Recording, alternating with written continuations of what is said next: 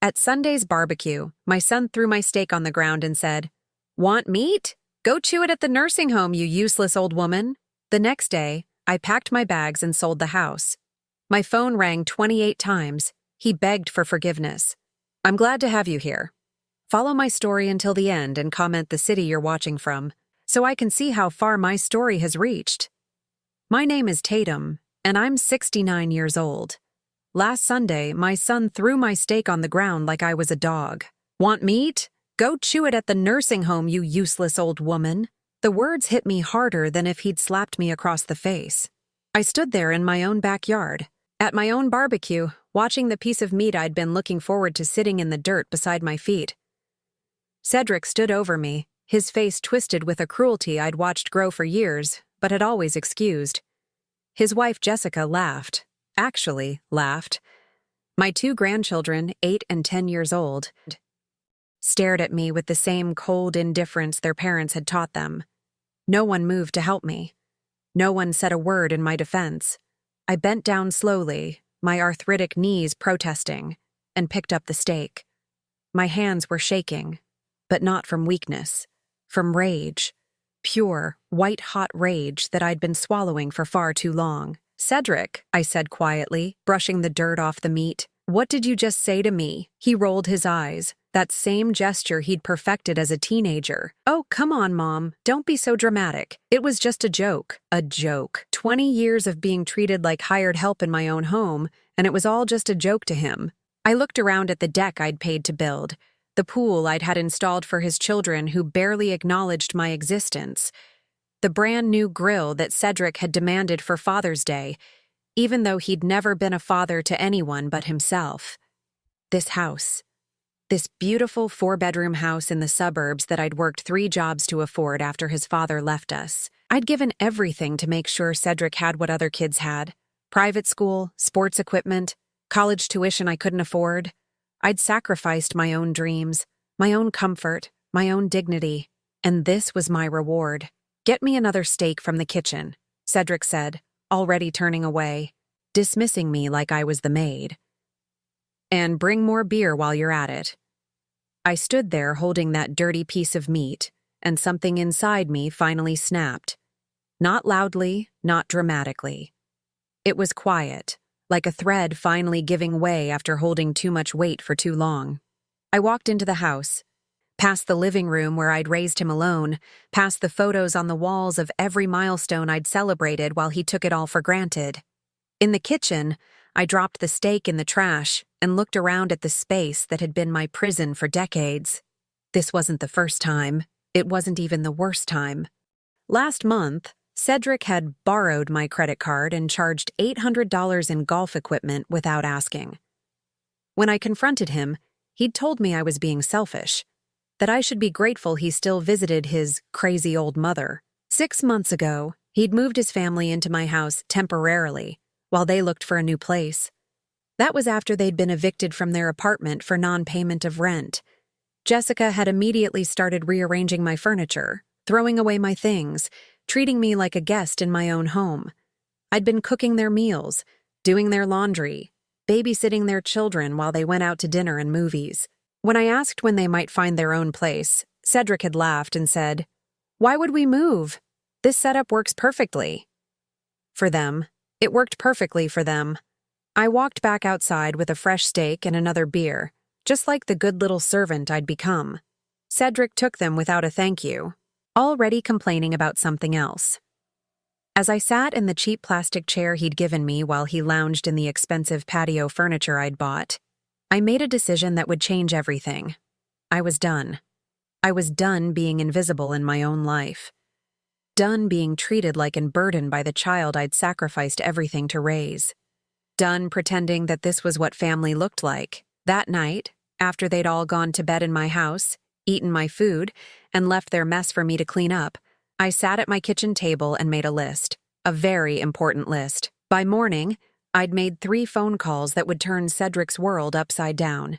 He had no idea what was coming. The first call I made was to my friend Martha's son-in-law, who happened to be a real estate agent. It was barely 6 in the morning, but I couldn't wait another minute. "Dave, I whispered into the phone, standing in my bathroom with the water running to mask the sound. I need to sell my house. Today. There was a pause. Tatum, are you okay? This seems sudden. I've never been more sure of anything in my life. He was at my door by 7:30 with papers and a plan. Cedric and his family were still sleeping, exhausted from their late night of treating my home like their personal hotel. Dave took photos, made notes, and promised me something I'd thought was impossible. A cash buyer within 24 hours. It's a seller's market, he explained quietly as we stood in my spotless kitchen. Houses like this, in this neighborhood, they're gold. I have 3 investors who've been waiting for something exactly like this. While my son slept in my guest room that he'd turned into his master suite, I was signing papers that would strip it all away from him. See, Cedric had been counting on inheriting this house since he was 25. He'd told his friends, his wife, anyone who would listen, that he was set for life because Mom's got that big house and no one else to leave it to. He'd never worked consistently, never saved money, never planned for his future because he'd assumed mine would become his.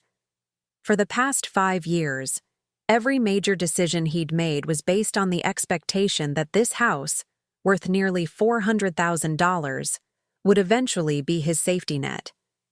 He had no idea that I'd already updated my will last year after watching him treat me like garbage during Christmas dinner. He had no idea that his name had been removed from everything months ago. But more importantly, he had no idea that I was about to remove him from my life entirely. By noon, I had an offer. Full asking price, cash, closing in 72 hours. I accepted without hesitation.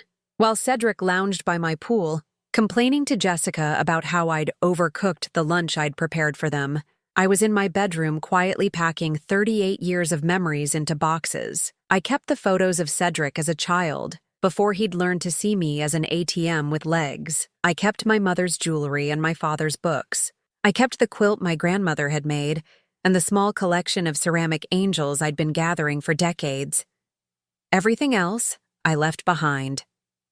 Dave had arranged for a moving truck to come Wednesday morning, the same day as closing. I'd already put a deposit on a small 2-bedroom apartment across town, in a complex that didn't allow long-term guests.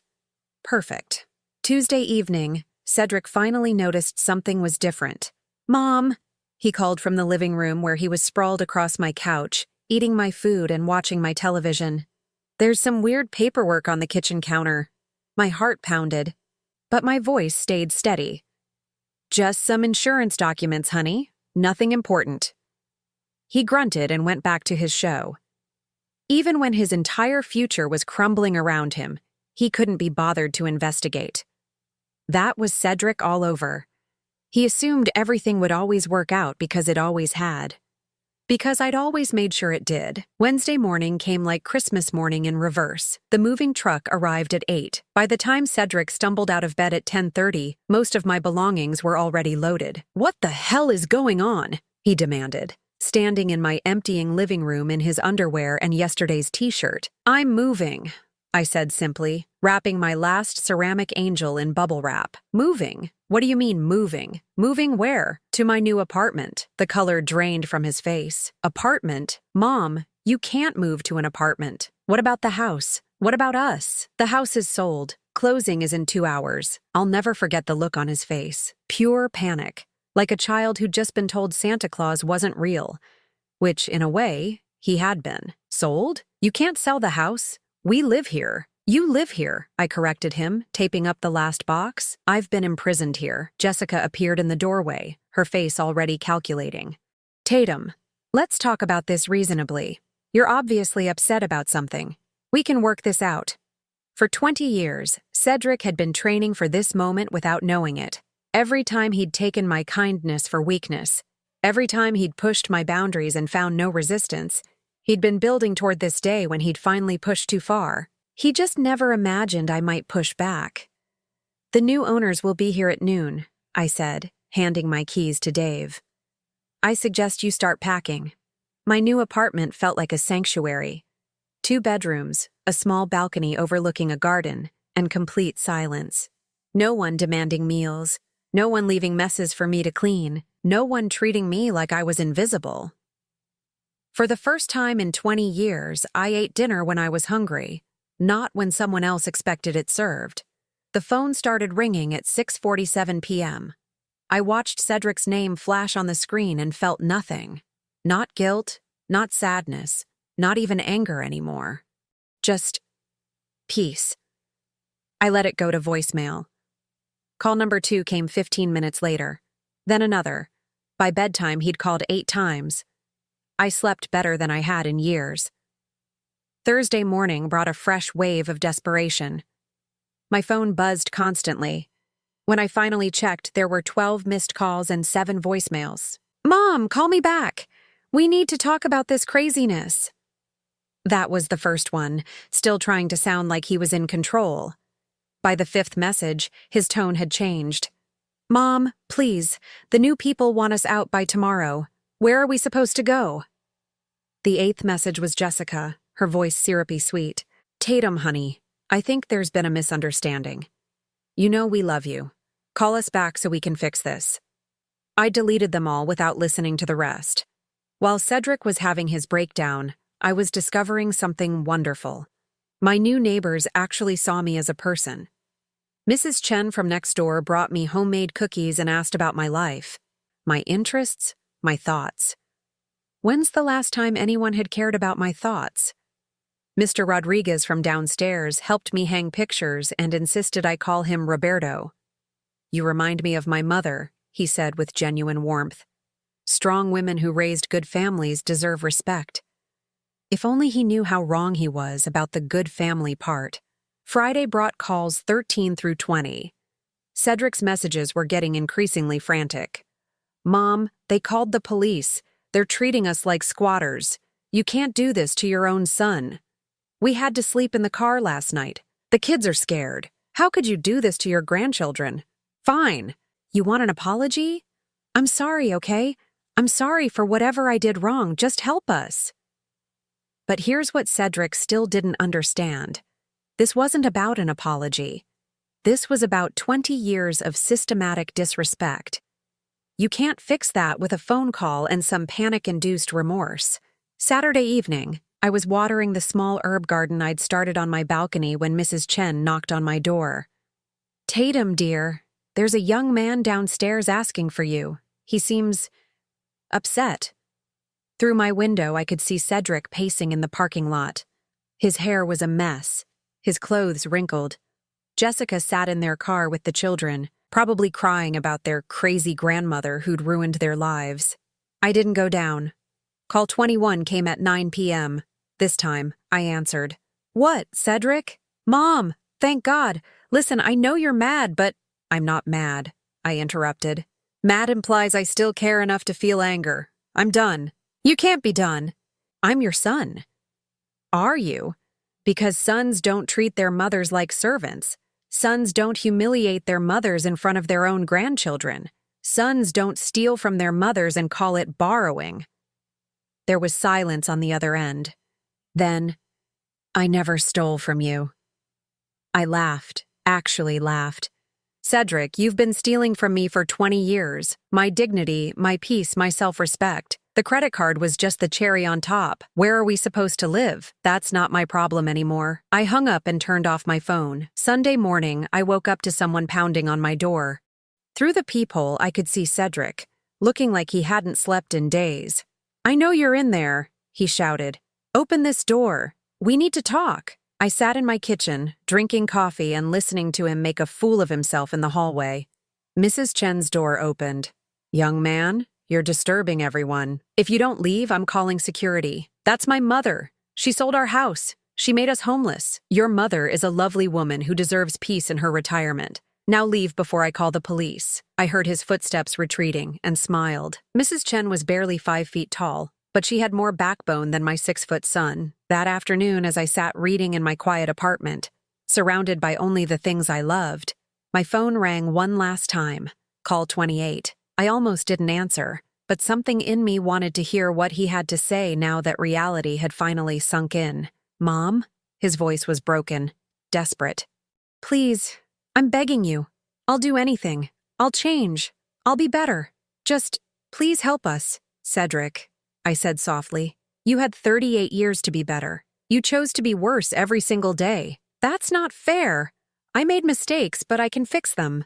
No, I said, looking out at my little garden where tomatoes were already starting to grow. Some things can't be fixed. Some things are too broken to repair. The silence stretched between us. Finally, he whispered, "So that's it? You're just going to abandon your family?" "I'm not abandoning my family," I replied. "I'm finally putting myself first.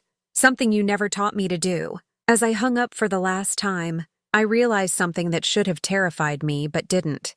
I had no idea what Cedric would do next, and for the first time in decades, I didn't care. 3 weeks of blissful silence ended on a Tuesday morning when I found Cedric and Jessica sitting in the lobby of my building, waiting for me to come back from my morning walk. They looked terrible.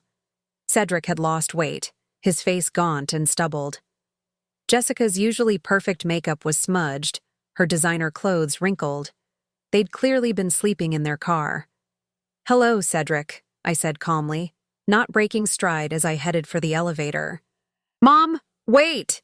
He jumped up, blocking my path. "We need to talk." "No, we don't." Jessica stood too, her voice taking on that manipulative tone I knew so well. "Tatum, the children miss their grandmother. This has gone on long enough." I looked at her, this woman who'd laughed when my son threw meat at me like I was a dog. "Where are my grandchildren now, Jessica?" She shifted uncomfortably. "They're staying with friends." "You mean you dumped them on other people because you're homeless?" I stepped around them toward the elevator. Interesting parenting choice. Cedric followed me. "Mom, please, just 5 minutes." "Let us explain." Against my better judgment, I stopped. Maybe it was curiosity. Maybe I wanted to see just how far they'd fallen. "Fine, 5 minutes. But not up in my apartment. We can talk right here." We sat in the lobby's small seating area. Through the windows, I could see my herb garden thriving on the balcony. Cherry tomatoes, basil, oregano. I'd been learning to cook for one, and it was surprisingly enjoyable. "First," Cedric began, "I want to apologize for what I said at the barbecue. That was wrong." "What else?" I asked. He blinked. "What do you mean?" "I mean, what else are you apologizing for? Because if you think this is about one comment at one barbecue, you haven't learned anything." Jessica jumped in. "Tatum, we know we took you for granted sometimes." "Sometimes?" I laughed. "Jessica, you moved into my house and immediately started throwing away my belongings. You told your children to call me the maid as a joke. You ate my food, used my utilities, and complained when I asked you to clean up after yourselves." Her face flushed red. "That's not how it happened, isn't it? Cedric, remember last Christmas when you borrowed my credit card to buy presents? $800 I couldn't afford because I was already supporting 4 extra people in my house?" Cedric looked uncomfortable. "I paid you back." "No, you didn't. You promised to pay me back. There's a difference." I leaned back in my chair, feeling surprisingly calm. "Let me guess why you're really here. You need money. You need a place to stay. You need your old mom to bail you out one more time." They exchanged glances. "Bingo. We just need a little help getting back on our feet," Cedric said. "Maybe you could, I don't know, take out a loan against your new place? Or," Jessica added quickly, "you could ask the people who bought the house to sell it back to us. I'm sure they'd understand." I stared at them both. These two adults who'd never learned to take responsibility for their own lives. "Do you know what I did with the money from selling the house?" Their eyes lit up with greed.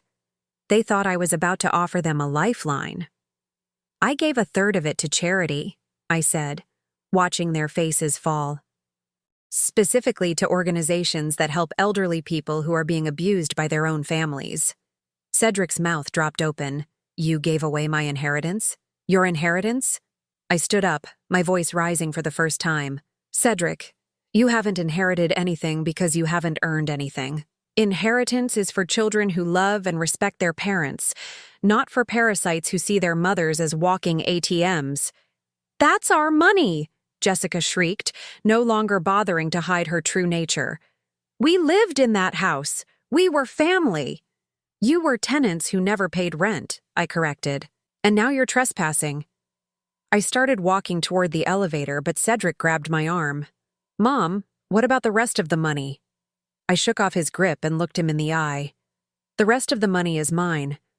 I'm 69 years old, and for the first time in my life, I'm going to spend money on myself. On what? He demanded.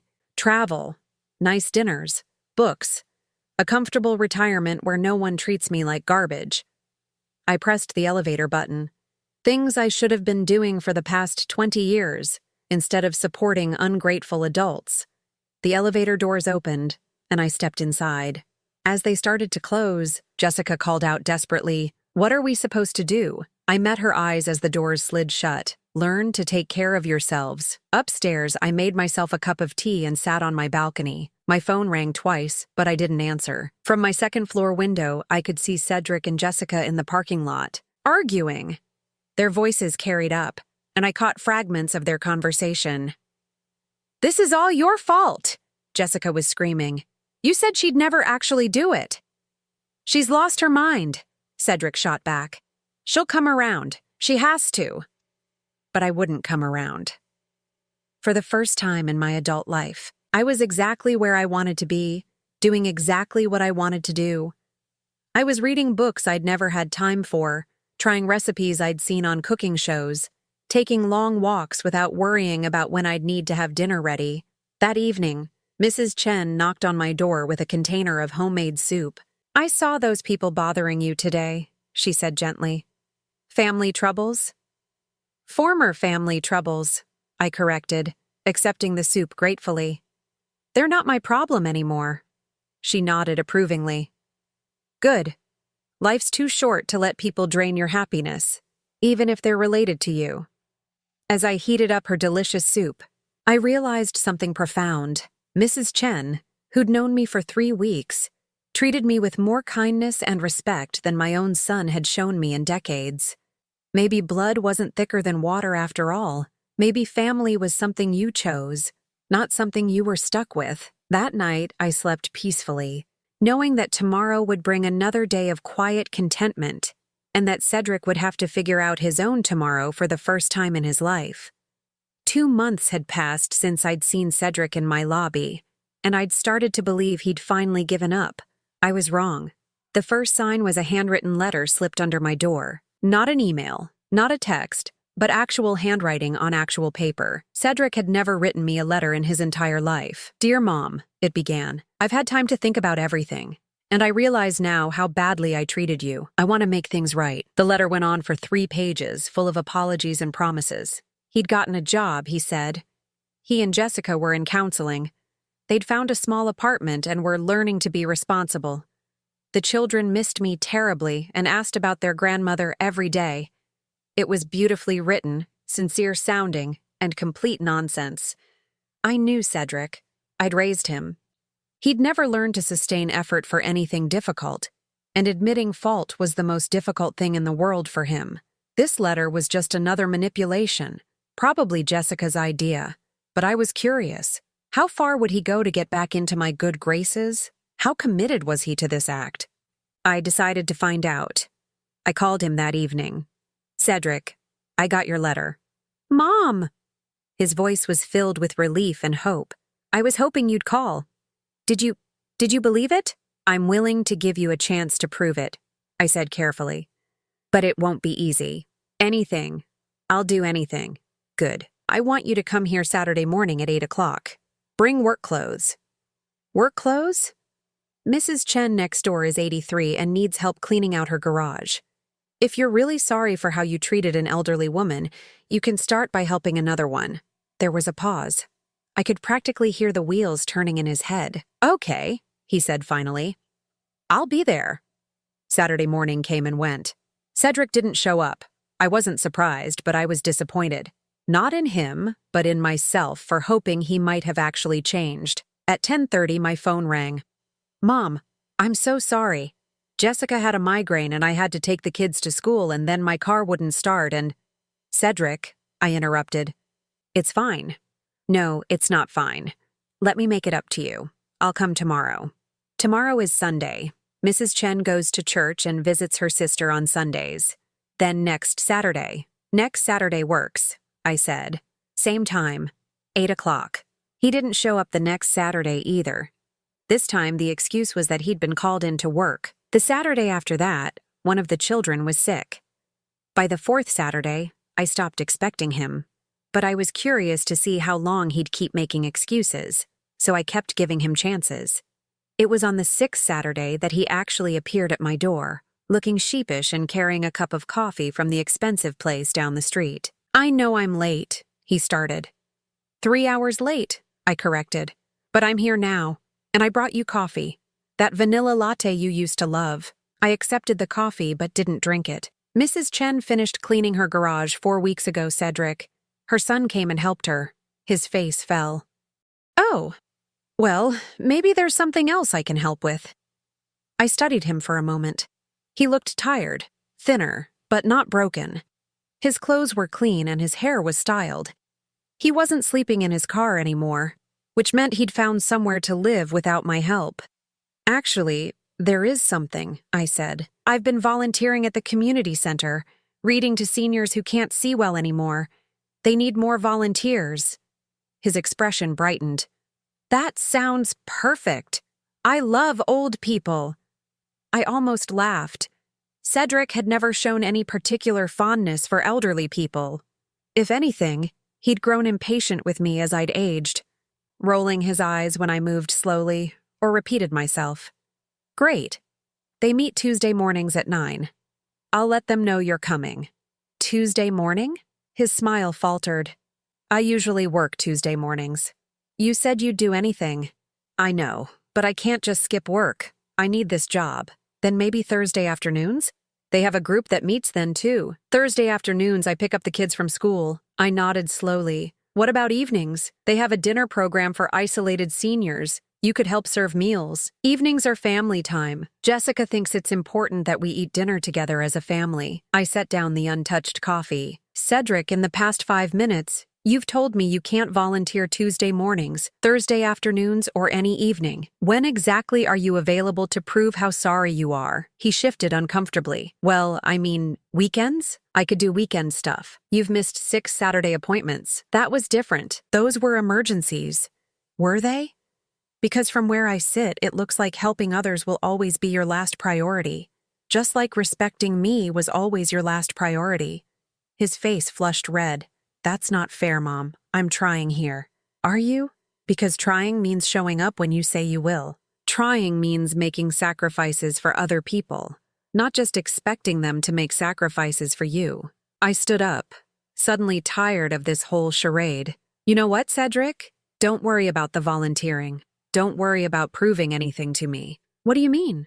I looked at him, this man I'd raised who still thought the world owed him something, and felt nothing but pity. "I mean, you've already proven everything I needed to know." He left that day confused and frustrated, and I never saw him again, not because I was hiding from him, but because he finally understood that I meant what I said. The truth was, I didn't need his apologies or his promises. I'd already found something better than his grudging attempts at respect. I'd found people who respected me naturally, without having to be begged or tested or convinced. Mrs. Chen still brought me soup twice a week. Roberto had started inviting me to his family's Sunday dinners. The seniors at the community center lit up when I walked into the room, genuinely happy to see me. For the first time in my life, I was surrounded by people who valued my presence instead of just my usefulness, and that felt like the greatest victory of all. 1 year after I left my old life behind, I found myself standing in the hospital room of someone who had become more precious to me than my own son ever was. Mrs. Chen lay in the narrow bed, looking impossibly small beneath the white sheets. At 84, she'd suffered a stroke that left her unable to care for herself. Her only son lived in Seattle and couldn't move back to help her. "I don't want to go to a nursing home," she whispered, gripping my hand with surprising strength. "I just want to go home."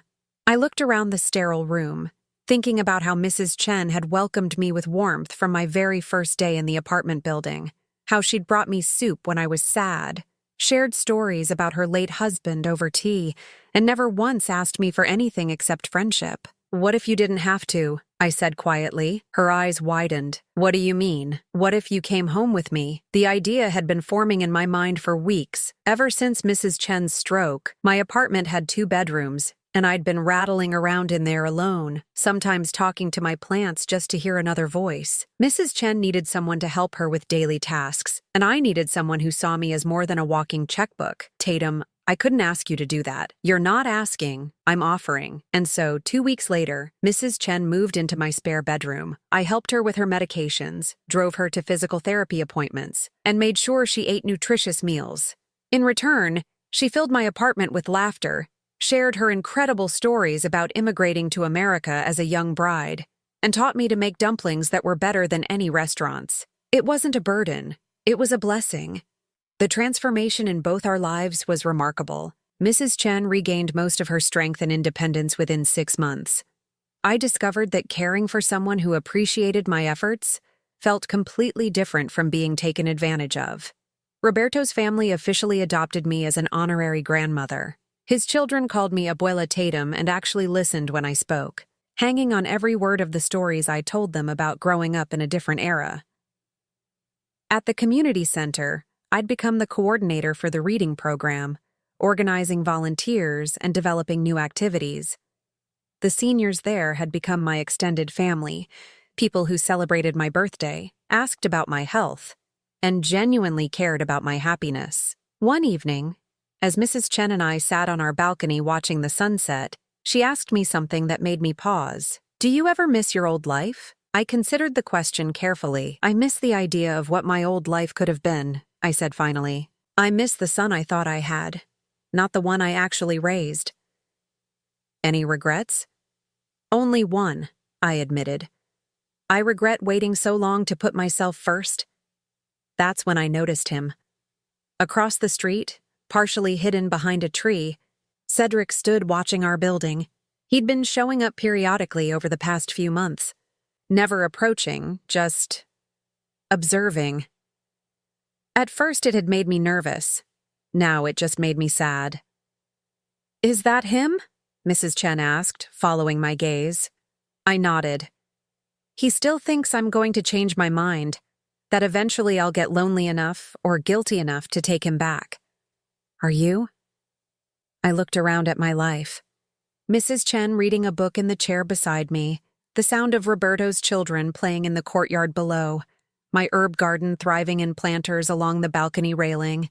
Tomorrow I would volunteer at the community center, and tomorrow evening Mrs. Chen and I would cook dinner together while she told me about her late husband's terrible jokes. No, I said with absolute certainty. I'm not. Mrs. Chen smiled. Good, because family isn't about blood, dear. It's about people who show up for each other. As if to prove her point, Roberto appeared on his balcony below us, calling up, Ladies, my wife made too much tamales again. Should I bring some up? Always, Mrs. Chen called back, laughing. I watched Cedric across the street, still lurking in the shadows, waiting for me to need him. He had no idea that I'd never been less needy in my entire life. 2 years ago, if someone had told me I'd be living with an elderly Chinese woman who wasn't related to me, having dinner with a Mexican family who'd claimed me as their own, and spending my days helping other seniors find joy in their golden years, I would have thought they were crazy. But here I was, surrounded by chosen family who loved me not for what I could give them, but for who I was. People who respected my opinions, valued my experiences, and never made me feel like a burden. Cedric finally walked away that evening, disappearing into the darkness just as the streetlights came on. I realized as I watched him go that I felt nothing. Not anger, not sadness, not even pity. He was just a stranger now, someone who'd once been important but had chosen to make himself irrelevant. Mrs. Chen reached over and patted my hand. Come on, she said. Roberto's bringing tamales, and I want to show you the photo album from my grandson's wedding. As we headed inside to our warm, welcoming home, I reflected on something profound. I'd spent 68 years trying to earn love from people who were incapable of giving it. At 69, I'd finally learned to recognize love when it was freely offered. And I had never been richer. The last thing I saw before closing the balcony door was my reflection in the glass. I looked different now, lighter, younger somehow, despite being a year older. The face looking back at me belonged to a woman who knew her worth, who had found her place in the world, and who would never again settle for crumbs when she deserved the whole feast. Some people spend their entire lives searching for family. I was lucky enough to find mine at 69, and it was perfect. Now I'm curious about you who listened to my story. What would you do if you were in my place? Have you ever been through something similar? Comment below. And meanwhile, I'm leaving on the final screen 2 other stories that are channel favorites, and they will definitely surprise you. Thank you for watching until here.